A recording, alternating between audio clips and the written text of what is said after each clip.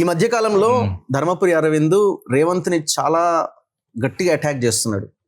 అంటే ఆయన యొక్క దాన్ని ఏమంటారు, బాడీ షేమింగ్ లాంటి వర్డ్స్ ని కూడా ఉపయోగించే మాట్లాడే ప్రయత్నం చేస్తున్నారు, విమర్శించే ప్రయత్నం చేస్తున్నారు. ఎందుకు రేవంత్ కి మీకేమైనా పడట్లేదా, లేకపోతే మీరేమైనా పని చెప్తే చేయలేదా? బాడీ షేమింగ్ అంటే ఏమన్నానండి?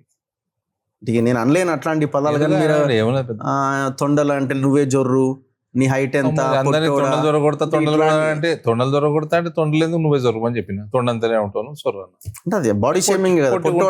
లిల్లి పుట్ట అన్న, నన్ను మస్తాల గుండు అన్నాడు. దానికి ఏ అంత పెద్ద సమస్య నాది? అంటే మీ అటాకింగ్ ఎక్కువ, మీ అధ్యక్షుడి కంటే మీరే ఎక్కువ మాట్లాడుతున్నారు. అంటే మీ అధ్యక్షుడి కంటే నా నైజం ఇది ఇప్పుడే కాదు కదా, నేను ఫస్ట్ నుంచి ఇంతే. దట్ ఈస్ మై, నా నేచర్. అది అంతకుముందు ఇంత అగ్రెసివ్ గా లేదు కదా. లాస్ట్ 6 months నుంచి చాలా అగ్రెసివ్ గా మాట్లాడుతున్నారు. ఆయన సీఎం అయినా సంవత్సరం టైం ఇచ్చినాము. తర్వాత సమస్యలు పెరుగుతా ఉంటే మాట్లాడాల్సి వస్తుంది. వీఆర్ ఇన్ పబ్లిక్ లైఫ్, మాట్లాడాలా. మా పార్టీని మేము పెంచుకోవాలి, మా పార్టీని మేము ప్రజల దగ్గర తీసుకుపోవాలా, ప్రజా సమస్యలు మేము పట్టించుకోవాలి ఎక్కువ. మా పనేనా చేసిన అనాల్సిన అవసరం లేదు, అది మా పనే. అది ఇప్పుడు రేవంత్ రెడ్డి అరవింద్ అనలే, రేవంత్ రెడ్డిని ఇంకోరు అనలే, రేవంత్ రెడ్డి కిషన్ రెడ్డిని అన్నాడు. కిషన్ రెడ్డి కూడా అంత గట్టిగా మాట్లాడతలేడు. కిషన్ రెడ్డి నేచర్, అందరి నేచర్లో ఒక తీరు ఉండవు కదా. సో మీరు పబ్లిక్ కోణంలోనేనా మీరు రేవంత్ని విమర్శించేది? లేకపోతే నాకేం పని ఆయనతోటి? నాతో వచ్చేది ఎందుకు పోయేది దాంతోటి? ఆయనతోటి ఏం లేదు నాకు, ఏముంటుంది నాకు. నేను ఒక పెద్ద విషయం చెప్తా మీకు. చెప్పండి. పెద్దది బ్రేకింగ్. కేసీఆర్ దిగకపోకంటే ముందు, ఓకే, ఎగ్జాక్ట్ మంత్ తెలియదు కానీ 2023లో అనుకుంటా, కేసీఆర్ తెలంగాణని ముంచిండు, తెలంగాణని తెచ్చిండు, తర్వాత తెలంగాణని ఆయన పిల్లల వల్ల ముంచిండు. కేసీఆర్కి పెద్ద లయబిలిటీ జిందగీలో. సరే, ఇప్పుడు అంటే ఆయన ఫ్యాగ్ అండ్ ఆఫీస్ కెరియర్కి వచ్చేసిండు, ఆయన పిల్లలే. ఓకే, కేసీఆర్ని కాంగ్రెస్ ప్రభుత్వం వస్తే రేవంత్ సీఎం అవుతాడు అన్న కోణంలో ఆ టైంలో Revanth is more dangerous than KCR అన్న. Okay, is proving to be that. ఎట్లా అంచనా వేసారు మీరు? కేసీఆర్ని కాపాడుతున్నది రేవంత్, కేసీఆర్ కుటుంబం చేసిన అవినీతి మొత్తం కాపాడుతున్నది రేవంత్. ఆ అవినీతిని కాపాడడానికి ఈయన అవినీతి చేస్తున్నాడు. మొత్తం అడ్మినిస్ట్రేషన్ కొలాప్స్, ఆయనకు ఐడియానే లేదు, ఏ డిపార్ట్మెంట్ సరిగ్గా లేదు, ల్యాండ్లు అమ్మడం, ఏదైనా 4 రూపాయలు తెచ్చుకోవడం, దాంట్లో ఎట్లా మింగడం, ఇంతే తప్ప వాళ్ళకి ఏం తెలుస్తలేదండి. అంటే చేయనికి రావట్లేదా, లేకపోతే చేయడానికి రావడం లేదు, నియతు లేదు, ఇంటెంట్ లేదు, కంటెంట్ లేదు. అంటే చేయడానికి వస్తలేదు, నియత కూడా లేదు, చేసే నియత కూడా లేదు, చేయనీకి రాదు, రెండు. చిత్తశుద్ధి లేదు అంటారు. ఇంటెంట్ ఉంటే కంటెంట్ ఏదో రకంగా చేసుకోవచ్చు, అసలు ఇంటెంటే లేదు. ఇంటెంటే పైసలు దోసుకోదామని ఉంది. ఏం దోసుకున్నాడు ఇప్పటివరకు ఆయన? మీకు ల్యాండ్ల అమ్ముడు, ఫస్ట్ కేసీఆర్ కుటుంబం దగ్గర నుంచే దోసుకుంటారు నా లెక్క ప్రకారం. అంటే అన్ని కేసులని తొక్కిపెట్టి, కాళేశ్వరం నుంచి, ఈ కార్ నుంచి, ఫోన్ ట్యాపింగ్ నుంచి, ఇట్లాంటి చాలా పవర్ అగ్రిమెంట్ నుంచి, పవర్ పర్చేజ్ అగ్రిమెంట్ నుంచి, కాళేశ్వరం సిబిఐకి ఇచ్చిండు, పవర్ది సిబిఐకి ఎందుకు ఇచ్చిండండి? ఎప్పుడు ఇచ్చిండు? నువ్వు ఘోష్ కమిటీ ఎందుకు వేసుకున్నావు? ఆ రిపోర్ట్ ఇచ్చినాక నువ్వు సిబిఐకి ఇవ్వటంలో అర్థమైంది. నువ్వు చేసే అది ఫస్ట్ లోనే ఇచ్చేదండి. అది ఒకటే ఎందుకు ఇచ్చినావు? సిబిఐకి ఫ్రీ హ్యాండ్ ఇచ్చేసి ఓపెన్ చేసి తెలంగాణలో రెస్ట్రిక్షన్ తీసి ఎందుకు చేస్తలేవు? కాళేశ్వరంలో చేసిండు, రిపోర్ట్ ఇచ్చింది, అందులో రిపోర్ట్లో క్లియర్ కట్గా అవినీతి ఉందని చెప్పింది, మాట్లాడుకున్నాడు, రేటు పెంచుకున్నాడు, పైసలు తీసుకున్నాడు, సిబిఐకి ఇచ్చిండు. ఇది పద్ధతి? ఇది అడ్మినిస్ట్రేషన్? ఈ కార్కి రేట్ మాట్లాడుకుంటాడు, నానుస్తాడు. ఎట్లా చెప్తున్నాడు? రేట్ ఎట్లా మాట్లాడుకున్నాడు, ఎట్లా చెప్తాడు? That is his standard. Phone tapping 500-600 మంది. SOP of Revanth Reddy is extortion, homework చేయటం, దాని మీద భయపెట్టేయటం, రేట్ పెంచుకోవటం, డబ్బులు తీసుకోవటం. This is his SOP entire political career. SOP అంటే ఏందో? Standard operating procedure. ఓకే, అంటే ఎక్స్టార్షనా? రేవంత్ రెడ్డి వాళ్ళ దగ్గర వాళ్ళని బెదిరించి పైసలు వసూలు చేస్తున్నారు కదా. మరి భూములు కూడానా? భూములు ఏది అంటే భూములు కూడా రాయించుకుంటున్నారా ఎట్లా?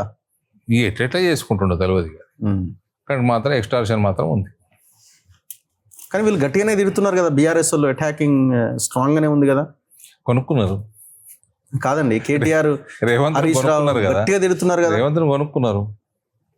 అంటే మిమ్మల్ని నిన్ను తిడతాము నీకు పైసలు పడేసినాం కదా, మూసుకొని కూర్చోవాలి.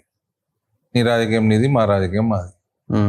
దీంతో ఇవన్నిటితోటి ఏ రకంగా రాష్ట్రం బాగుపడుతుందో చెప్పండి. ఈయన మొత్తం ఎకనామికల్గా మొత్తం ముంచేసిండు రాష్ట్రాన్ని అన్నది నిజం. కేసీఆర్ అది నీకు తెలిసి అది ప్రజలకు చెప్పి కేసీఆర్ని తిట్టి కేసీఆర్ చేసిన తప్పులన్నీ కూడా ప్రజల ముందర పెట్టి ఆల్టర్నేటివ్ బీజేపీని ప్రజలు చూడక నీకు ఓటేసిరు నువ్వు ఉన్నావని. నువ్వు వచ్చి చేసేది ఏంటంటే ఆయననే కాపాడుతున్నావు. మన చట్టంలో కూడా దొంగ కంటే దొంగను కాపాడినోడు ఎక్కువ నిందితుడు, నేరం ఎక్కువ పెద్దది. మీరేం కాపాడుతలేరా ఎవరిని? కేసీఆర్ కాపాడినా ఇప్పుడు కేసీఆర్ అండ్ టీమ్ ని. ఎట్లా అదే అంటున్నాడు ఆయన, బీజేపీ వాళ్ళు కాపాడుతున్నారు. ఎవరుగా ఎట్లా? సిబిఐకి ఇస్తే దాని మీద ఈ మధ్య ఇస్తే సిబిఐకి 1,00,000 కేసులు ఉంటాయి. నువ్వు ఎందుకు ఇచ్చినావు సిబిఐకి? నీకు ఘోష్ కమిటీ రిపోర్ట్ ఇచ్చినాక సిబిఐకి ఎందుకు ఇచ్చినావు? రిపోర్ట్ మీద యాక్షన్ తీసుకో. ఈ car is an open and shut case. Power purchase agreement is open and shut case. Phone tapping ఏమైంది? ఇంకా చాలా ఉంటాయి. మొన్న రేవంత్ రెడ్డిని మీరు మాట అన్నారు, నీకు చేత కాకపోతే దిగిపో అని. ఆయన దానికి ఒక కౌంటర్ ఇచ్చిండు, మోదీని కూడా దిగిపోమని. మరి నేను రాహుల్ గాంధీని ధూళికి వనికి రావురా నాయన. నువ్వు మోదీతోటి నీకేం కంపారిజను? మోదీ నువ్వు మొన్న అయినావు ముఖ్యమంత్రివి. అది బీజేపీ ఎదగక బీజేపీ కనబడక ఆల్టర్నేట్గా నీకు వేసి రోడ్డు నీతో ప్రేమతో ఓటేయలే నీకు. ఇప్పుడు ఎలక్షన్లు పెట్టు, కుప్ప కూలుతుంది నీ ప్రభుత్వం. నీకు ఏం చేతనైతుంది నాయన? నువ్వు మోదీ గురించి మాట్లాడుతున్నావు. మోదీ మీ కాంగ్రెస్ పార్టీని సర్వనాశనం చేసిండు గుజరాత్కి వెళ్ళి ఇవ్వలేడు దాకా. సిగ్గుండాలి మీకు. నరేంద్ర మోడీ గారు రాజకీయం అసలు వదిలేసిండు. ఆయన అడ్మినిస్ట్రేషన్, ఫారెన్ అఫేర్స్, ఎకానమీ ఇవే చూసుకుంటుండు. అట్లా ఉంది మీ కాంగ్రెస్ పార్టీ. ఆయనకు రాజకీయం మీద 5% టైం కూడా ఇవ్వాల్సిన అవసరం పడతలేదు ఆయనకి. 2001 నుంచి. బుద్ధి ఉండాలి మీకు, కొంచెమన్నా సిగ్గుండాలి. అపోజిషనే లేదు, యాక్టివిటీ లేదు. అది మీ కాంగ్రెస్ పార్టీ. అంటే అపోజిషన్ మోదీ తోటి పోల్చుకుంటున్నావా? అంటే అపోజిషన్ గా వాళ్ళు ఫెయిల్ అయ్యారు అంతేనా? అంతే కదా మరి. అసలు నరేంద్ర మోదీ గారికి రాజకీయం మీద దృష్టి పెట్టాల్సిన అవసరమే పడతలేదు. 24-25వ సంవత్సరం ఇది. మీరు గమనిస్తలేరా? ఆయన 2001 అక్టోబర్లో ముఖ్యమంత్రి అయితే 2014 ప్రధానమంత్రి అయ్యే వరకు గుజరాత్లో మీకు మీరు కాంపిటీషన్ ఇవ్వలేదు. ఆయన ప్రధానమంత్రి అయినాక ఇయ్యలటి వరకు కాంపిటీషన్ ఇస్తలేరు. ఏం అపోజిషన్ నడుపుతున్నారు? మోదీ బలమా? ఇక్కడ ఇంత 10 జిల్లాల ముఖ్యమంత్రి నీకు మోదీకి పోలికనా? 2 సంవత్సరాలన్నా సర్వనాశనం చేసినావు. ఆయన నాశనం చేసిపోయిండు కేసీఆర్, నువ్వు సర్వనాశనం చేస్తున్నావు. 2 నిమిషాల్లో కొనిపడేస్తా ధాన్యాన్ని, ఒకవేళ నాకు అప్పగించండి ఆ చైర్ని అని అడుగుతున్నాడు. ఏ చైర్ని అప్పగించాలి? ప్రధానమంత్రి చైర్ని రాహుల్ గాంధీకి చైర్లో కూర్చోబెట్టి నేను కొనిపిస్తా, మోదీకి చేతనైతే లేదు కదా అంటున్నాడు. ఎవరికి చేతనైతుంది, ఎవరికి చేత కాదు నీకంటే ఎక్కువ భారతీయులకు తెలుసు కదా. నీకంటే ఎక్కువ భారతదేశం వాళ్ళకి తెలుసు కదా ప్రజలకి. నువ్వేం చెప్పేది? గొట్టంగానే అనాలా? ఇట్లాంటి మాటలు మాట్లాడితే అట్లనే వస్తుంది. మరి అన్పడ్ గవారు, ఇల్లిటరేట్ ఫెలో తీసి అప్పచెప్పాలంటే ఏంది? ఏంది అప్పచెప్పేది? కాంగ్రెస్ పార్టీలో ముఖ్యమంత్రి పదవి నీకు అప్పచెప్పినట్టు. అసలు నీకు ఎందుకు అప్పచెప్పారు? కాంగ్రెస్ పార్టీ అనే కాదు, 8 మంది ఎంపీలు, 2 కేంద్ర మంత్రులు, అందులో వీళ్ళంతా ఏం చేస్తున్నారు? అసలు ఈ రాష్ట్రానికి ఏం తీసుకొస్తున్నారు? మస్తు చేసిన మస్తు వస్తున్న కేంద్రం నుంచి. ఏ రాష్ట్రానికి ఎక్కువ రాదు తక్కువ రాదు రావు గారు. It is silly argument. నువ్వు తక్కువ వస్తే కోర్టుకు పోయినావా? కోర్టుకు పోయినావానే? చేత కదా కోర్టుకు పోడు. తక్కువ వస్తే పో, నీకు దమ్ముంటే పో. దేని మీద పోతావు? ఇవన్నీ పనికిమాల రాజకీయ మాటలు మాట్లాడు కాదు. నీకు అన్యాయం జరిగిందా తెలంగాణకి? వాగుతున్నావు కదా, మొరుగుతున్నావు కదా, కోర్టుకు పో. మొరిగే బదులు ఎందుకు పోతలేవు అంటే ఏం అన్యాయం జరగలేదు అన్నట్టు.